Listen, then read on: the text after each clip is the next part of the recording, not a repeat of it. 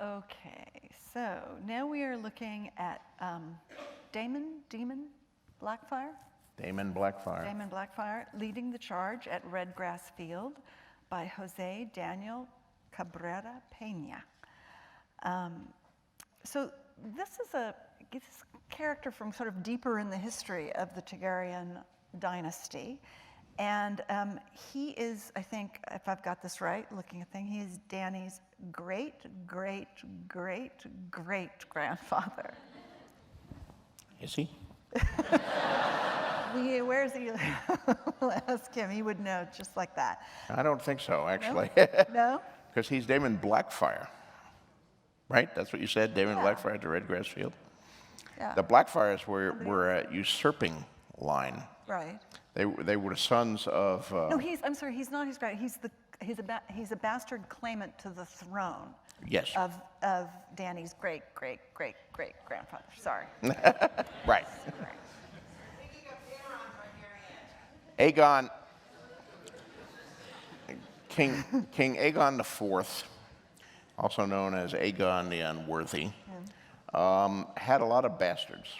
He was a horny guy, and everywhere he went, he fathered children on serving wenches and tavern girls, but also on the daughters and wives of noblemen. And he only had one. Well, he had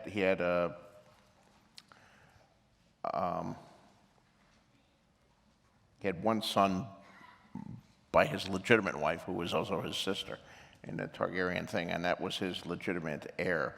But he didn't actually like that kid very much, and he liked some of his bastards better. And he was not a popular king, Aegon the Unworthy. You could probably guess it from his name. And he made a lot of trouble for Seven Kingdoms because on his deathbed, he legitimized all of his bastards. Yeah.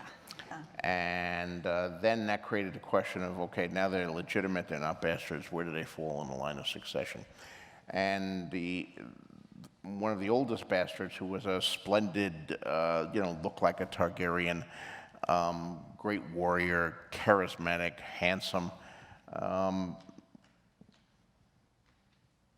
he gave Blackfyre, which is the ancestral sword of Aegon the Conqueror and all the Targaryen kings. And he presented the sword to his son, who was the warrior son. The son who was the crown prince was not much of a warrior. So in some sense, he was giving the sword to the son who was best fit to use it. But that created the issue, well, does the sword represent the kingdom? Was he saying, this son should be my heir? He was unclear on that point. And when you're unclear on that point in the Middle Ages, you normally got a war to clarify the issue. And indeed, that's what happened here. Aegon and his supporters rose up, or Daemon and his supporters rose up after Aegon's death against his half-brother, Daemon. And there was the first of the Blackfyre rebellions.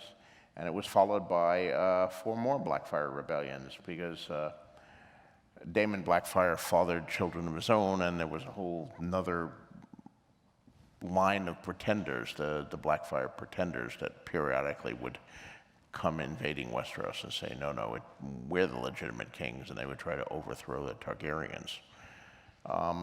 And this was all after the dragons had died out. So in the days when there were dragons, the Targaryens might have been able to deal with this a little more easily. But without dragons, it's all a question of who can raise the biggest armies and who can win the support of the powerful lords and the populace, etc. Yeah, so just questions of succession are just not completely continuous throughout the story, but it comes up again and again. It's obviously very reminiscent of the real historical events that you've talked about being an inspiration, the Wars of the Roses. Were similar, not so many bastards, but similar arguments about who is entitled to be the king.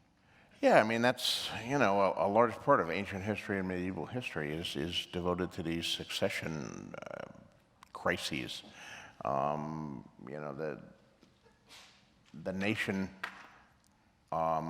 that could actually manage to get its laws and its succession in something approximating smoothness tended to flourish because they didn't have a war every generation when a king succeeded his father.